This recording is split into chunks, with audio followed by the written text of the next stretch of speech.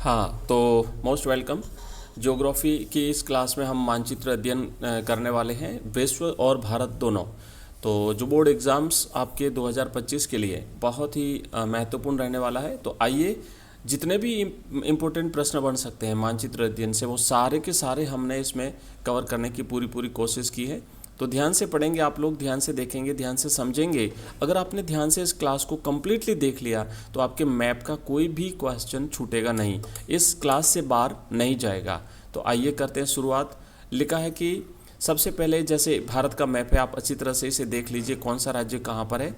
वैसे अच्छी तरह से आप लोगों ने देखा होगा, फिर भी एक हल्का सा एक नज़र मार लीजिए कि राज्य कहाँ पर पड़ता है। उसके बाद तो हम आगे अलग अलग सारी चीज़ें देखने वाले हैं। उसी तरीके से एक विश्व के मैप को देख लीजिए, हर महत्वपूर्ण जो स्थान है वो आपको पता होना चाहिए कहाँ पर है। ठीक है, जैसे ग्रीनलैंड है, अमेरिका कनाडा है, उत्तरी अमेरिका है, दक्षिण अमेरिका है, और रूस हो गया, अफ्रीका हो गया, इंडिया हो गया, ऑस्ट्रेलिया हो गया। तो ये मेन जगह आपको याद रखना है। सागर जो है, हिंद महासागर हो गया, अटलांटिक महासागर हो गया, प्रशांत महासागर हो गया, प्रशांत महासागर हो गया इस साइड में भी। सॉरी। ठीक है, अब देखो, अब हम एक एक करके चीज़ों को लेकर के चलेंगे। प्रश्न रहेगा एक, जैसे यहाँ पे आप देख रहे हैं कि एक प्रश्न आपके सामने है।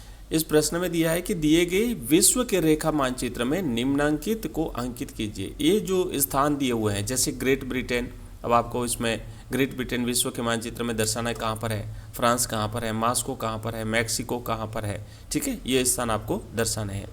तो अगर हम बात करें बच्चों, यहाँ पे देखेंगे आप लोग, यहाँ पे देखेंगे ये जो स्थान है ये ग्रेट ब्रिटेन है। सॉरी, ये ग्रेट ब्रिटेन हो गया, और इसके पास में यहीं पर फ्रांस है नीचे। ठीक है, दोनों के बीच में इंग्लिश चैनल है। तो ऊपर ग्रेट ब्रिटेन हो गया, यहाँ पे साइड में फ्रांस हो गया, ये यूरोप है।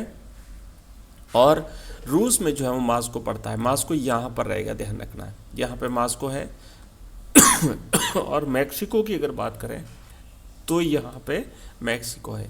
दक्षिण अमेरिका और उत्तरी अमेरिका के बीच में मैक्सिको है। ठीक है, अच्छी तरह से आप देख लीजिए चार स्थान। अगर आप चार सही भरते हो तो आपके 2 नंबर पक्के हो जाते हैं। आइए आगे बढ़ते हैं नेक्स्ट अगले क्वेश्चन की तरफ। लिखा है दूसरा प्रश्न कि दिए गए भारत के रेखा मानचित्र में निम्नांकित खनिज तेल उत्पादक क्षेत्रों को दर्शाइए। तो खनिज तेल उत्पादक क्षेत्र कौन कौन से हैं, जैसे मुंबई हाई, उसके बाद अंकलेश्वर, उसके बाद दिग्बोई, और उसके बाद कलोल। तो आपको पता होना चाहिए कहाँ है। मुंबई हाई बॉम्बे में है, ठीक है। उस तरीके से अंकलेश्वर जो है ये भी महाराष्ट्र में पड़ेगा, दिग्बोई असम में है, कलोल गुजरात में है।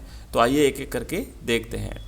अब देखो, यहाँ पे सबसे पहले अगर गुजरात की बात करें तो अंकलेश्वर और कलोल ये दोनों गुजरात में है। यहाँ पे कलोल पड़ता है और यहीं पर पड़ता है अंकलेश्वर, ये दोनों गुजरात में हो गए।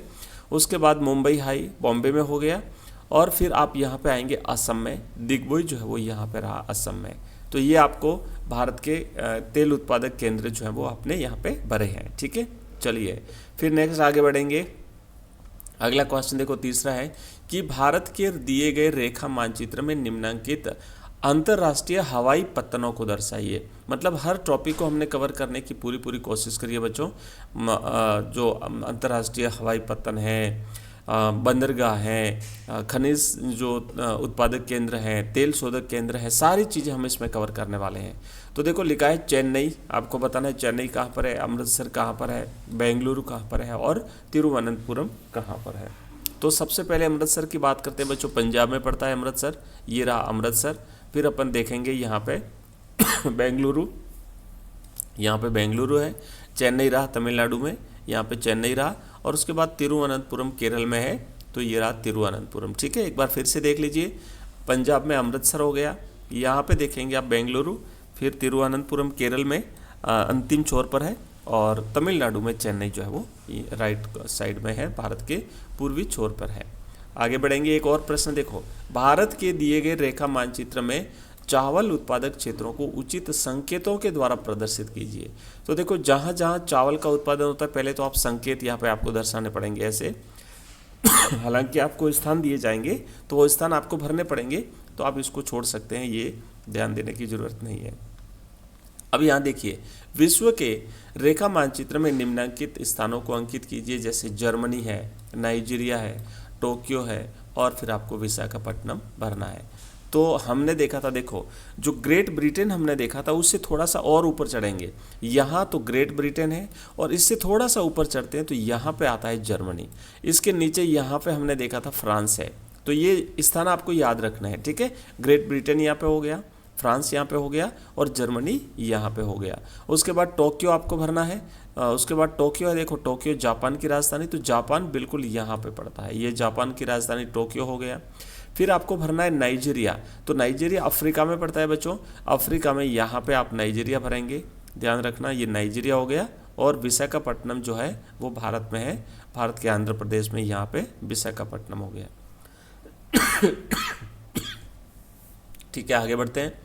देखो नेक्स्ट है, अगले क्वेश्चन की तरफ बढ़ते हैं। नेक्स्ट प्रश्न लिखा है कि भारत के दिए गए रेखा मानचित्र में कपास और जूट उत्पादक क्षेत्रों को उचित संकेतों के द्वारा दर्शाइए। तो अब ये संकेत तो आपको भरने की आवश्यकता नहीं है, वैसे कपास को इस तरीके से दर्शाया है, जूट को इस तरीके से दर्शाया है, यहाँ पे आप लिखेंगे संकेत और फिर आप इसे भर सकते हैं, लेकिन हम स्थानों को देखेंगे। आगे बढ़ते हैं, नाम दिए जाएंगे वो आपको भरना है। यहाँ पे क्या लिखा हुआ है कि किन्हीं 4 डेयरी कृषि के क्षेत्रों को दर्शाइए। तो डेयरी कृषि का क्षेत्र आप यहाँ पे लिखेंगे उत्तरी अमेरिका हो गया, यूरोप हो गया, एशिया हो गया, ऑस्ट्रेलिया हो गया, ठीक है, ये आप इसे दर्शा सकते हैं। नेक्स्ट क्वेश्चन की तरफ आगे बढ़ते हैं। अगला क्या लिखा हुआ है, मिश्रित कृषि के किन्हीं 4 क्षेत्रों को। एक बार फिर से मिश्रित कृषि में भी आप ऐसे लिखेंगे उत्तरी अमेरिका हो गया, अफ्रीका हो गया, एशिया हो गया, दक्षिण अमेरिका हो गया। उसके बाद फिर आप देखो, हाँ अब यह भारत के रेखा मानचित्र में आपको 4 औद्योगिक क्षेत्र दर्शाने हैं, हुगली क्षेत्र, बेंगलुरु तमिलनाडु क्षेत्र, गुरुग्राम दिल्ली मेरठ क्षेत्र और मुंबई पुणे क्षेत्र। तो हुगली जो है ना, ये यहाँ पे देखेंगे पश्चिम बंगाल की साइड में, यहाँ पे ये हो गया आपका हुगली क्षेत्र, ठीक है, ये हुगली। उसके बाद दिल्ली गुरुग्राम मेरठ, तो ये दिल्ली और उसके आसपास का इलाका जो है वो दिल्ली गुरुग्राम मेरठ हो गया। मुंबई पुणे यहाँ पे हो गया, ये मुंबई पुणे हो गया, ठीक है। इस तरीके से आपको ये दर्शाना है बेंगलुरु तमिलनाडु क्षेत्र। नेक्स्ट प्रश्न देखो, कोरबा, नेवेली, खेतड़ी और मयूरगंज, ये आपको भारत के मानचित्र में दिखाना है। तो खेतड़ी राजस्थान में है, झुंझुनू में।